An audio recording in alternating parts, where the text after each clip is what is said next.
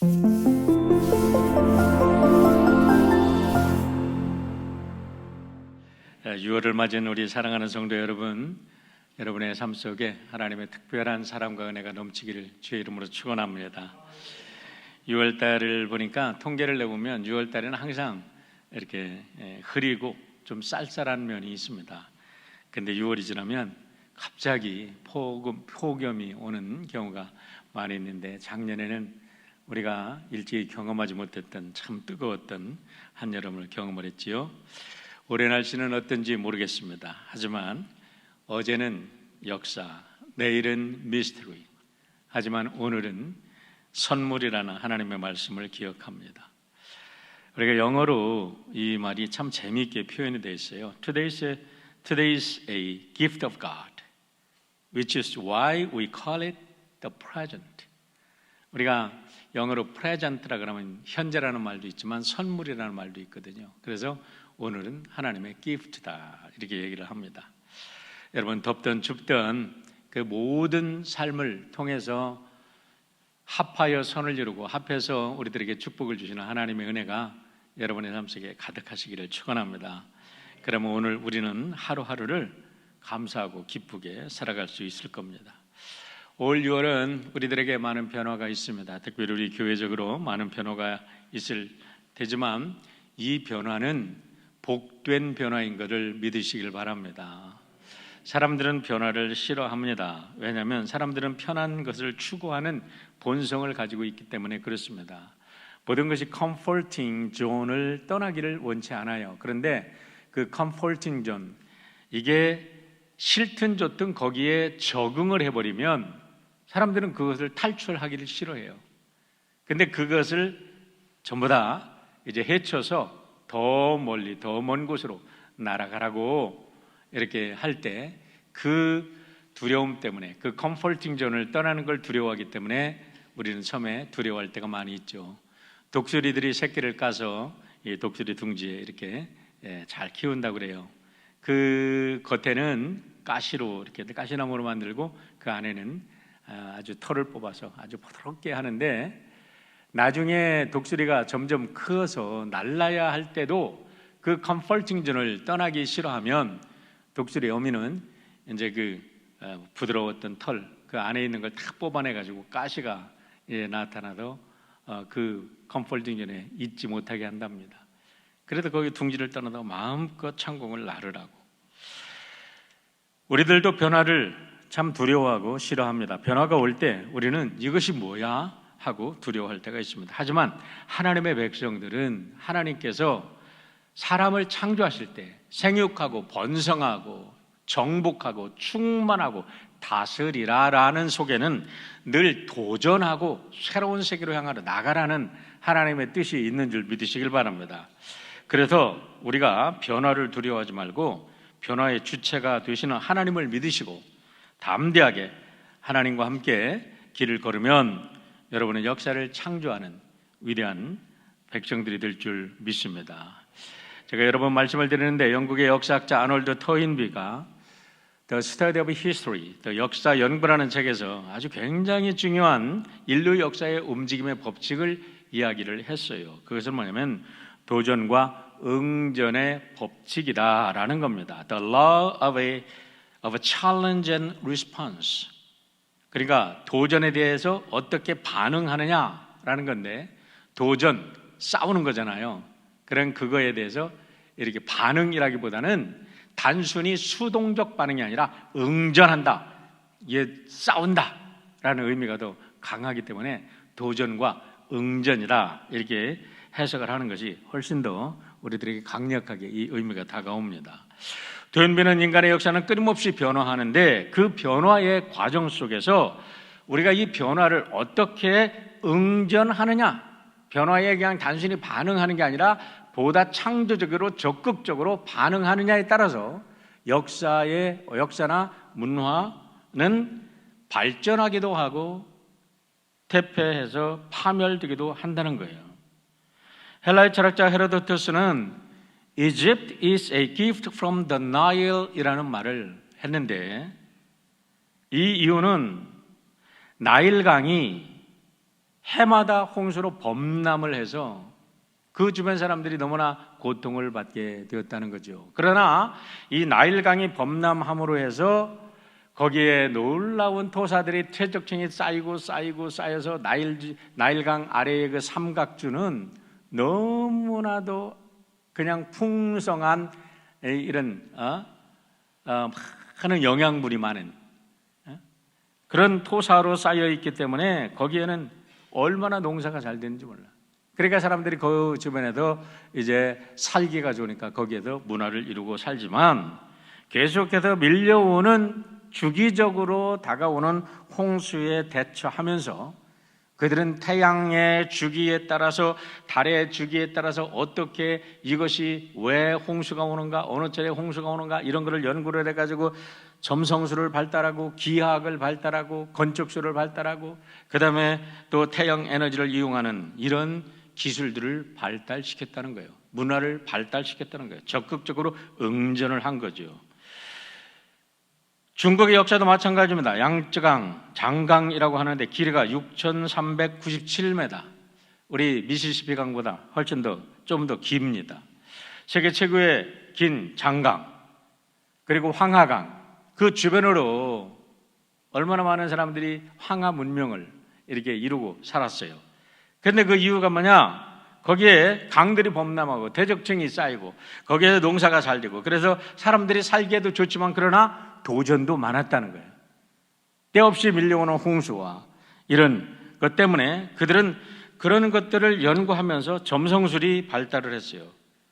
점성술이라 하니까 우리 믿는 사람들이 기분 나빠할지 모르지만 이 계절의 주기에 따라서 자연 환경이 어떻게 변하는가를 연구를 한 거고 거기에 따라서 주역이 발달하고 8궤, 64궤 그러면서 인간의 통계학적인 인간의 삶을 이렇게 만들어낸 것이 토정비결이고 주역이다. 그래서 이거는 단순히 점치는 게 아니라 어쩐 면에도 통계학이기 때문에 어느 정도는 잘 맞아 들어간다는 거예요. 이런 것을 보면서 토인비는 역사는 도전에 대한 응전이다 이렇게 얘기를 했어요.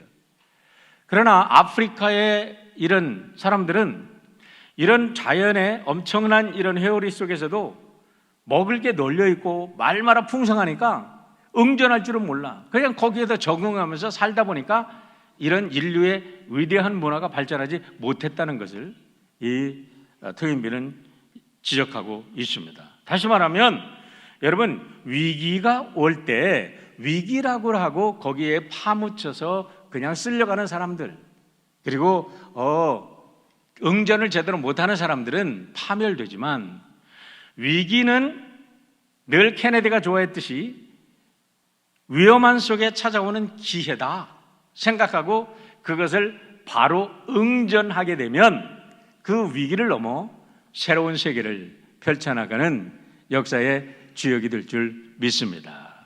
교회 역사도 마찬가지예요. 오순절 다락방에도 성령 강림의 역사로 강력하게 놀라운 하나님의 능력으로 시작된 교회가 태어나면서부터 세찬 시련의 바람을 겪었어요.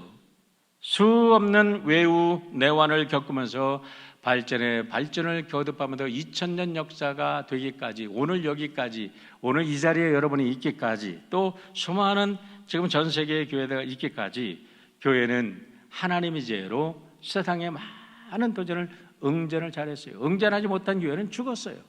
그러나 응전을 잘하면 교회들은 훨씬 더 발전하고 훨씬 더 크게 부흥한 줄 믿으시기를 바랍니다.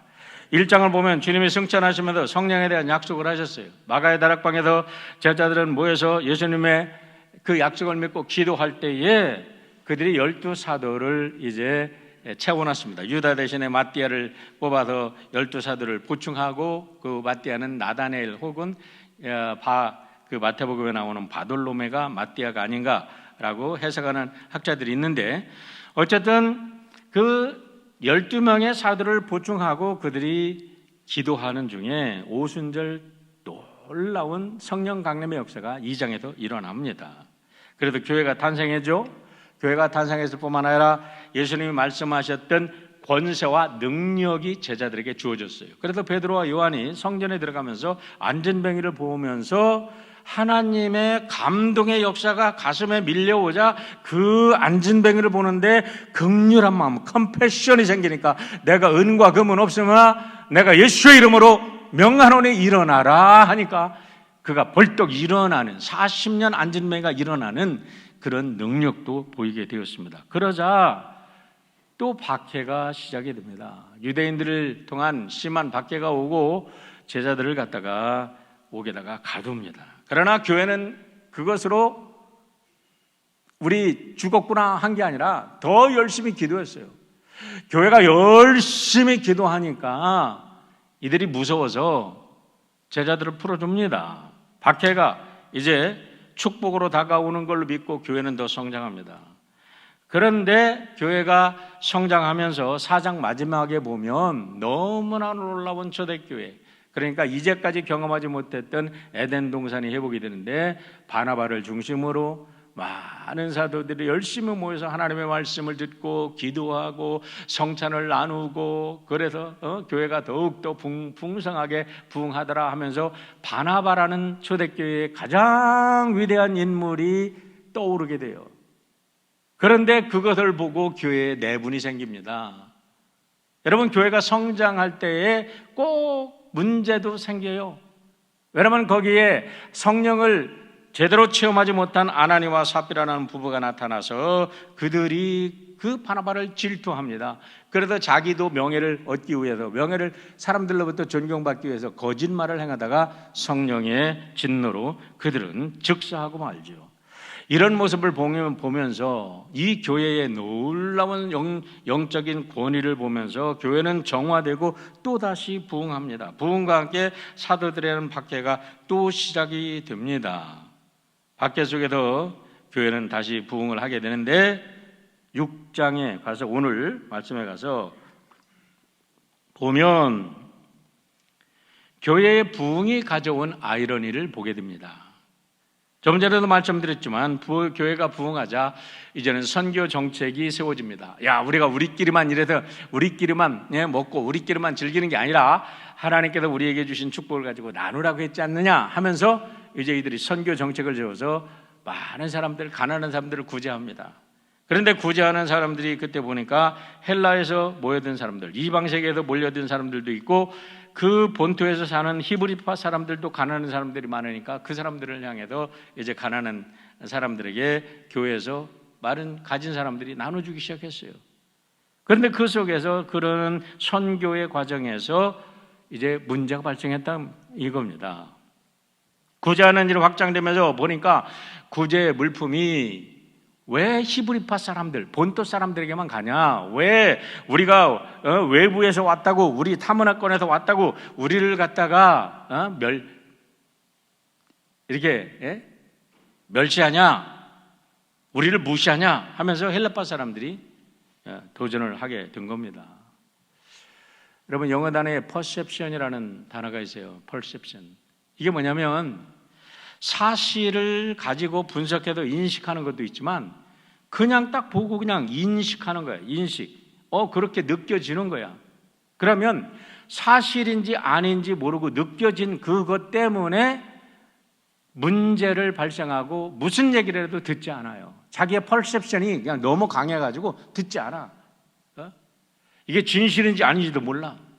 그러니까 이 헬라 사람들하고 히브리파 사람들이 이렇게 처음에는 조그만 구제 물품을 가지고 서로 갈등을 했지만, 야, 이것이 소문에 소문을 달고 사람들의 마음에 퍼지면서 이제는 퍼셉션, 야, 이거 히브리파 이 본토인들이 우리를 무시해? 하고 타문화권의 사람들이 완전히 갈등이 깊어지기 시작했다는 거죠. 교회가 막 부흥하는 과정에서 이런 예기치 않았던 심각한 장애물을 만났을 때 여러분, 오늘 사도들이 어떻게 이거를 처리했느냐에 따라서 오늘 우리들에게 너무나 많은 지혜를 주고 있다는 겁니다. 2절의 말씀을 보시길 바랍니다. 12사도가 모든 제자를 불러 이르되 우리가 하나님의 말씀을 지켜놓고 접대를 일삼는 것이 마땅치 아니하니라 라고 말합니다. 자, 첫째 여기서 주목할 것은 뭐냐? 진정한 리더는 책임지는 리더라는 거예요. 2절 상반절을 보세요. 12사도가 모든 제자를 불러 이르되 12사도가 모든 사도를 불러 이르렀다는 것은 여기까지 결론이 오기까지, 여러분 이거 성경은요 모든 것을 단축합니다. 이 과정을 이야기하지 않아요. 그런데 12사도가 다른 모든 사도를 불러 이르기까지 얼마나 많은 시간을 기도했는지 누가 알아? 얼마나 많이 토론했는지 어떻게 알아?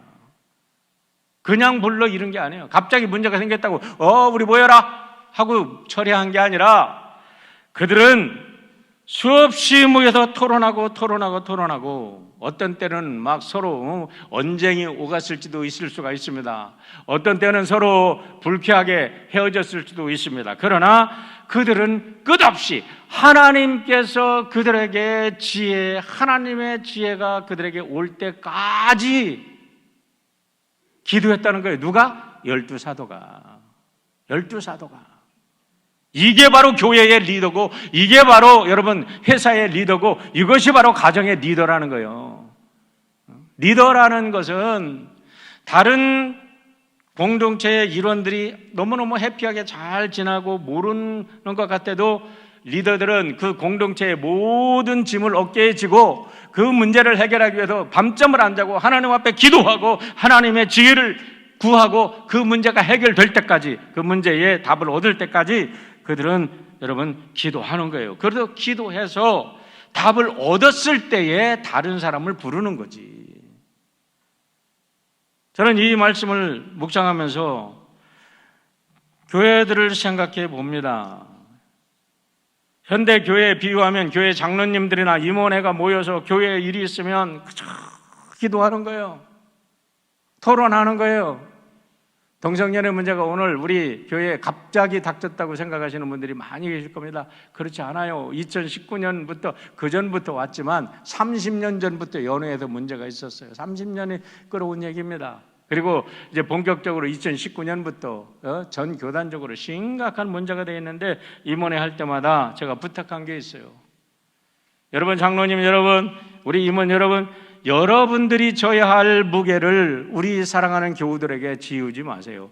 사랑하는 교우들 1년 일주일 내내 그 삶 속에, 이민의 삶 속에 얼마나 시달립니까? 시달리는 것도 복잡한데 교회에 와서 힘을 얻고 교회에 와서 행복하고 교회에 와서 신바람이 나가서 밖에 나가야지 그들이 승리하지.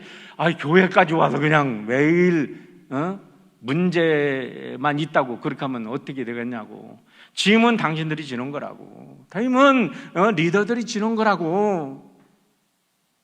이걸 깨닫지 못한 리더들이 멍청하게 날마다 무슨 일만 있으면 임원회를 하면 무슨 장로님의 회의를 하면 갔다가 다른 사람들한테 우리 교회 문제가 있다고 퍼치고 이런 문제가 있네, 교단에 이런 문제가 있네, 우리 교회는 이런 문제가 있네, 그러면서 사람들에게 짐을 주고 사람들의 영혼을 갖다가 다치게 하면 그게 무슨 리더냐 이 말이에요. 여러분 오늘 여기서 우리가 너무나 중요한 리더십을 배워야 됩니다. 문제가 생겼을 때 누가 누구를 손가락질을 하지 않았어요.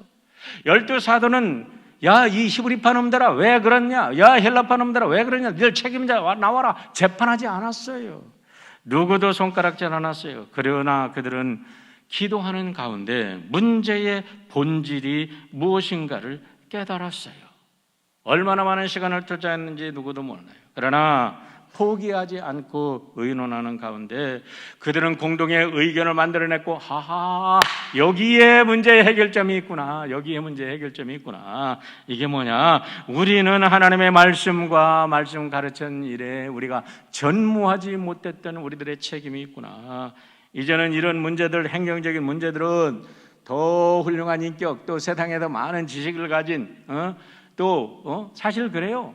교회 영적인 문제들이나 이런 문제들을, 큰 것들은 목사님들이 다 이렇게 큰 비전을 제시하지만 우리 성도 여러분들이 밖에 나가서 전문가들이잖아요. 그러니까 행정적인 일은 우리 좋은 칭찬받고 성령이 충만하고 훌륭한 평신도들을 세워서 그분들로 하여금 이 교회의 행정적인 일들을, 선교적인 일들을 처리하게 하자 하고 응전을 했다는 거예요. 문제를 일으킨 장본인들을 나무라지 아니하고 그들은 책임을 전가하지 아니하고 그들이 기도하는 중에 하나님의 지혜를 얻어서 교회를 아름답게, 교회의 문제를 오히려 2000년 역사, 아니 예수님 오시는 그날까지 이 교회가 반석고에 설 수 있는 원리를 만들어낸 줄 믿으시기를 바랍니다. 오늘 우리 교회에 여러 가지 어려운 일이 있다고 사람들이 어렵다 하지만 그렇지 않아요. 교회의 주인은 하나님이십니다. 여러분, 이 풍랑 속에, 이 풍랑의 주인은, 풍랑을 다스릴 분은 예수 그리스도이십니다. 그분이 주인이시고 그분이 선장이십니다. 우리가 함께 나갈 때에 우리 예수님께서는 그 더 넓은 파도를 헤치고 대양으로 나가서 더 많은 역사를 이루라고 우리 교회를 새롭게 하여 주실 줄 믿습니다. 진정한 리더는 책임질 줄 알아야 돼요. 감투만 쓰고 앉아가지고 입으로만 불평만 터뜨리고 사람들에게 불화만 만드는 리더가 리더는 아니에요. 그런 리더는 제발 좀 내려 앉아야 돼요. 리더는 모든 책임을 지고 하나님 앞에 기도하는 거예요. 눈물로 기도하는 거예요. 그러다가 하나님께서 주시는 지혜를 가지고 문제를 풀어나가고 함께 풀어나가는 그런 사람들이 진정으로 리더라라는 것입니다.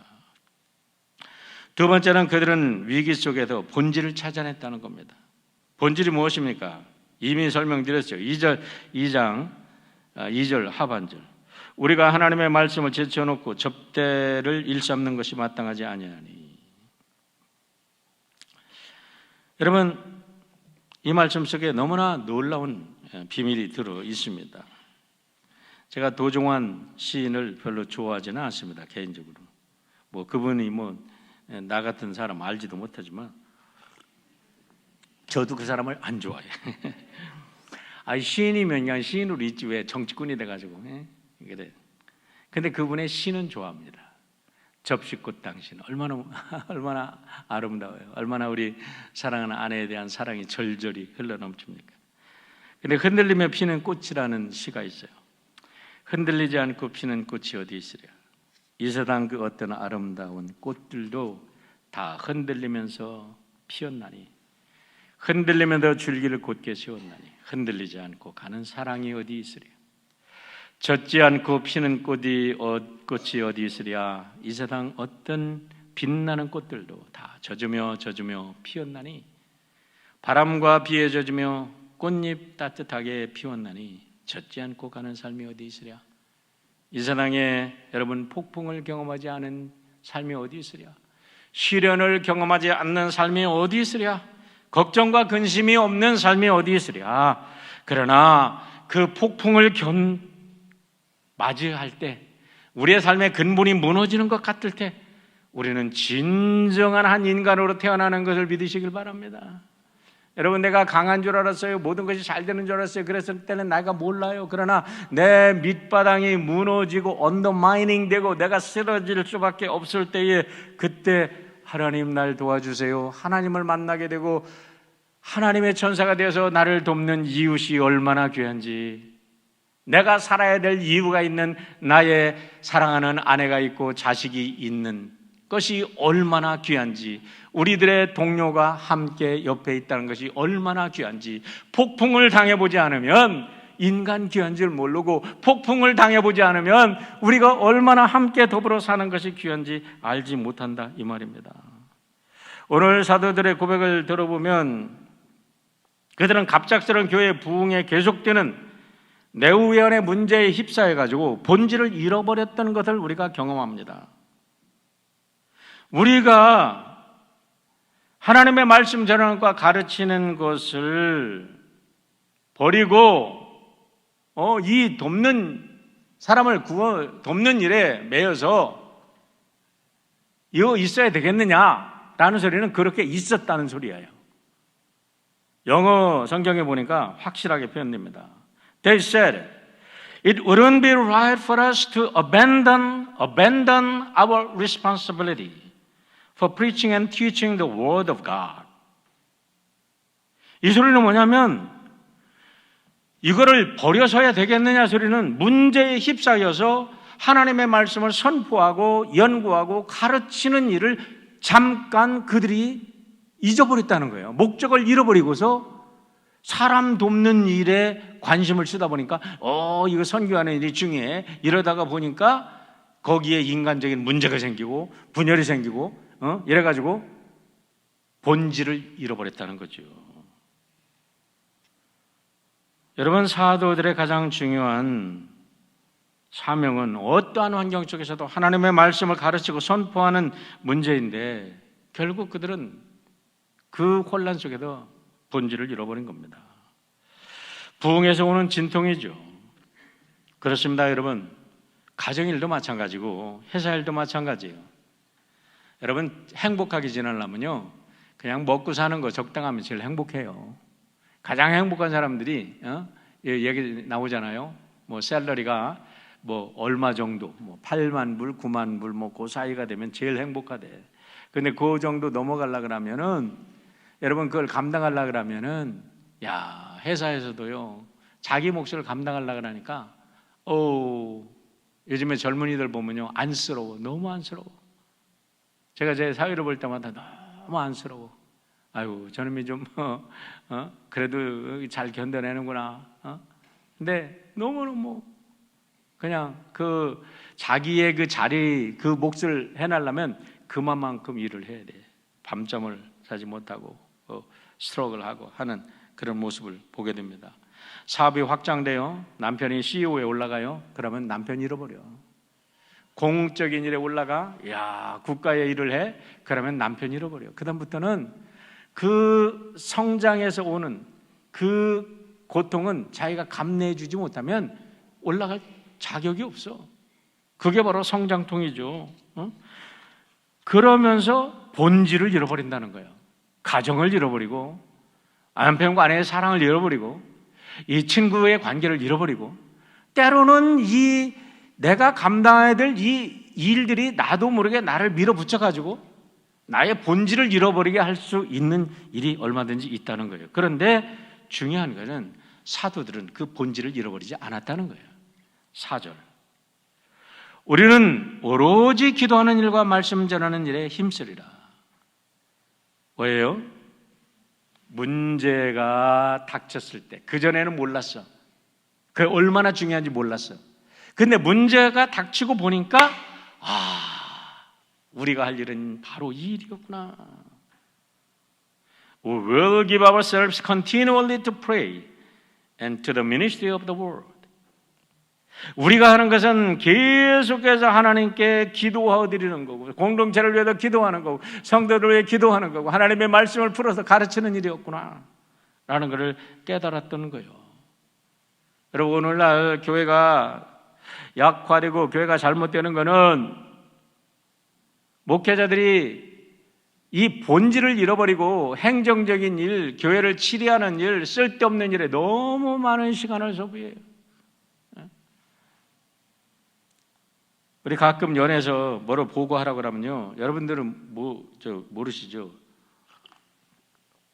그전에는 막 몇십 페이지씩 뭐를 써내라고 하고 무슨 플랜을 만들어내라고 하고 그거 내봤자 읽었는지 안 읽었는지도 모르겠어요. 나중에는 그냥 대충 써냈어. 그래도 아무 소리 안 하더라고.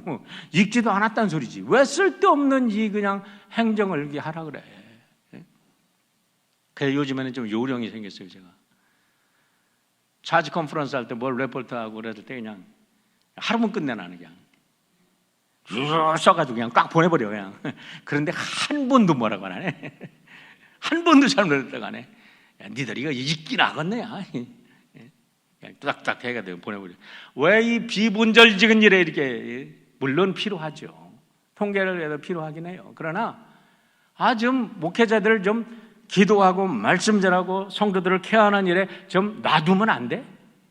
왜 이렇게 쓸데없는 일에 매달리게 하는지. 여러분, CEO가 해야 되는 일이 뭐예요? 잠 못 이루는 CEO라는 책이 있어요. 왜 CEO로는 잠 못 이루나? 월급쟁이들은요, 그냥 월급 타고 신바람 나고 가져가고 나가서 외식도 하고 잠 잘 자고 극장도 가고 놀러도 가고 좋아요.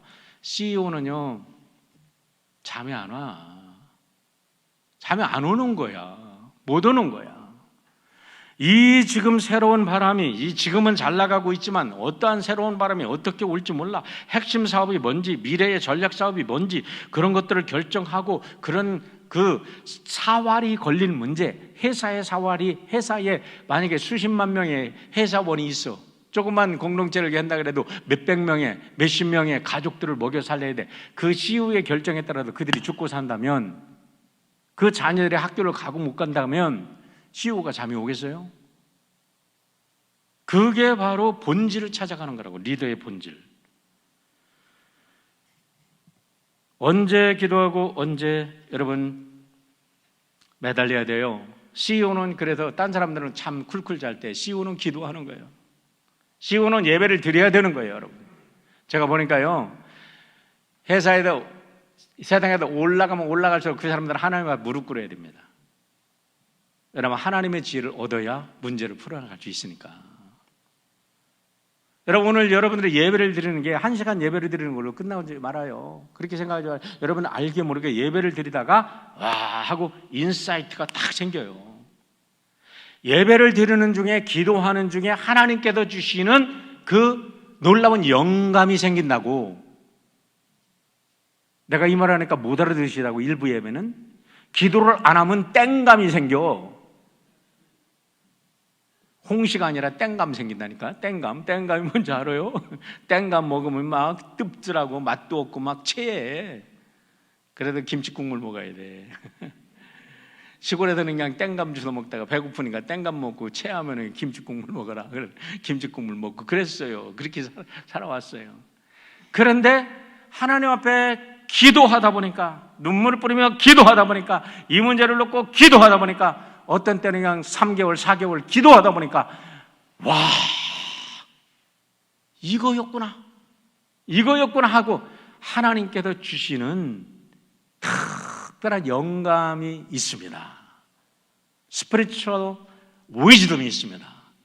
그 문제를 잡으면 여러분 다른 사람과 비교가 안 되게 비상하게 되는 줄 믿으시길 바랍니다. 그래서 기도하는 거예요.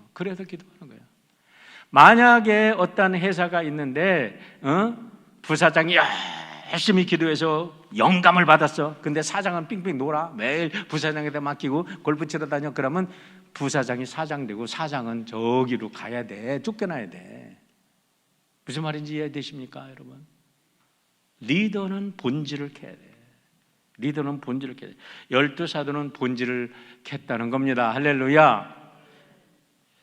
루빈스타인이, 피아노의 대가 루빈스타인은 여행 때조차 피아노 연습을 했대요.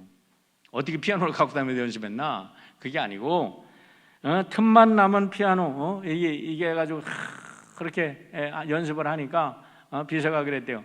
아니 당신은 대가 됩지 않게 그렇게 그 연습하냐 그랬더니 그분이 그러더래요. 하루를 연습하지 않으면 내가 알고, 이틀을 연습하지 않으면 내 부인이 알고, 3일을 연습하지 않으면 청중이 안다라는 거예요. 여러분 목회자도요, 하루 기도 안 하면 자기가 알아. 하나님도 아시지. 이틀 기도하지 않으면 가족들이 알아. 3일 기도하지 않으면 교회가 알아. 왜? 기도하지 않는 목사들 뻔해. 다 알아. 아닌 것 같은데 뭐 보이지 않게 영적인 힘이 쭉쭉 빠져. 사도행전 1장 14절에 재밌는 말씀이 나옵니다. 여러분, 성도들이 열심히 기도했다는 말이 나오는데요, 번역본들이 굉장히 여러 가지로 나오는데 킹 제임스 버전에는 continue with 라고 나오고 NIV에는 constantly 라고 나오고 아메리칸 스탠다드 버전에는요 continually devoting themselves 라는 말이 나와요. 난 이 devoting이라는 말을 참 좋아해요. 자기 일을 그냥 완전히 기도에 빠뜨렸다는 거예요.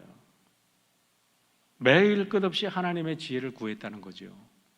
그러니까 그 로마의 압제 속에, 그 엄청난 시련 속에 그들은 시련을 뛰어넘어 하나님의 나라를 이렇게 건설하게 된 줄 믿으시기를 바랍니다.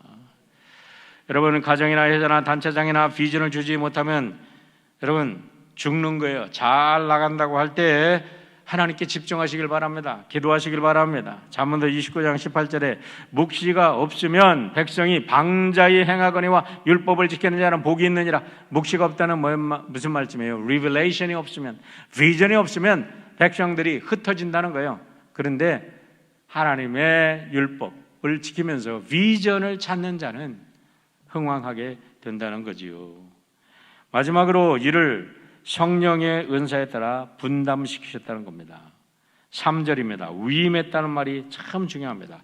형제들아, 너희 가운데서 성령과 지혜가 충만한 칭찬받는 7사람을 택하라. 우리가 이 일을 그들에게 맡기고 그랬는데, 그들에게 맡긴다는 말이 커미션 했다는 거예요. 커미셔닝, 커미셔너가 있잖아요. 일어날 때 맡기는 사람들. 강철왕 앤드루 카네기의 무비에는 다음과 같이 쓰여 있다고 그래요. 여기 자기보다 더 뛰어난 사람을 부르는 방법을 아는 사람이 누워있다. 최고의 리더는요, 다른 사람들이 그 비전을 향해서 열심히 뛰어갈 수 있도록 비전을 쉐어링을 잘하는 사람이 뛰어난 리더입니다. 이 세상에서 가장 뛰어난 리더를 보면요, 예수님인 것 같아요. 예수님이죠.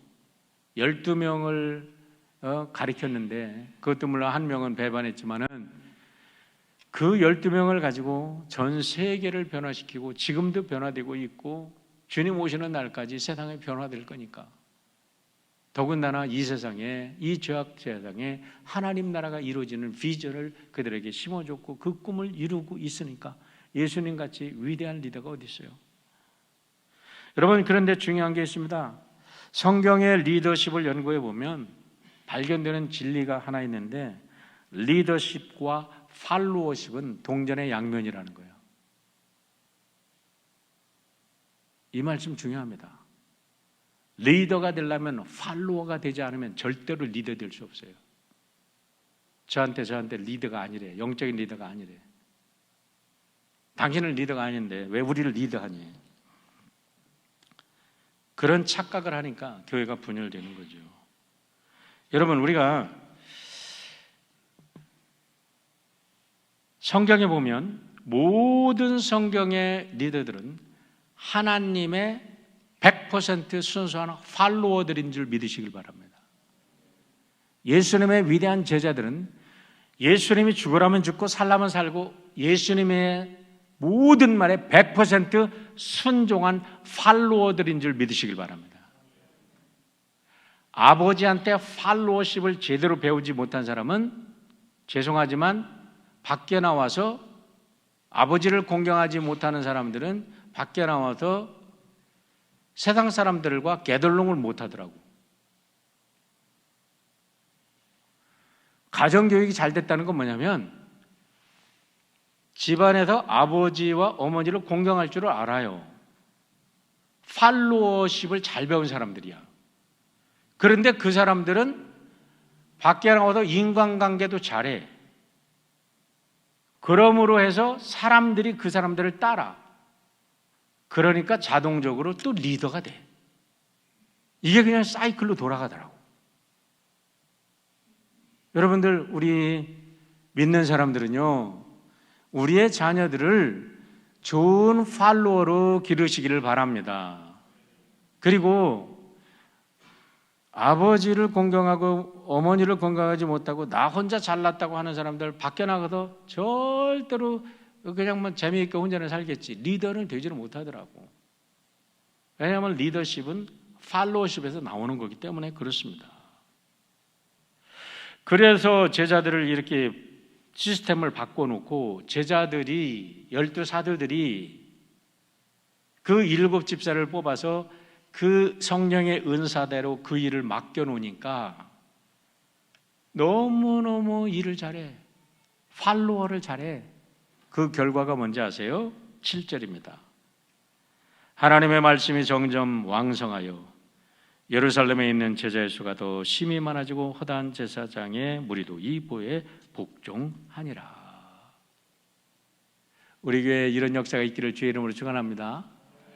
우리 아이들이 성찬 받으러 와서 제가 한마디로 줄입니다. 그래서 우리 교회에 다음 주에 새로운 리더들을 세우고 투표하는 일을, 새로운 리더를 세우려고 그래요. 이 풍랑이 있는데 무슨 리더를 세우냐 그렇게 생각하는 분들이 있어요. 그런데 기도하는 중에 지금이야말로 새로운 리더를 세울 때다. 지금이야말로 리더를 새롭게 세워서 정말 교회가 새롭게 나가야 된다 하는 기도 응답을 받고 하나님께서 강력한 말씀을 주셨기 때문에 오늘 에베소서를 금요일 날로 바꾸고 오늘 지금 이 리더십에 대한 얘기를 오늘 한 거예요. 이제 제가 설교할 시간이 딱 한 번밖에 남지 않았습니다. 사랑하는 성도 여러분, 다음 주에 우리는 새로운 교회에 정말 좋은 리더들을 세워서 우리 교회가 새롭게 비상하는 거룩한 역사가 넘치게 될 줄 믿습니다. 우리가 리더들이 어려울 때 좋은 결정을 하고 좋은 리더들을 세워서 한 마음으로 성령께 순종하면 교회는 문제가 없어요. 더 높게 비상할 거리를 확신을 합니다. 그렇게 주님이 축복해 주실 줄 믿습니다.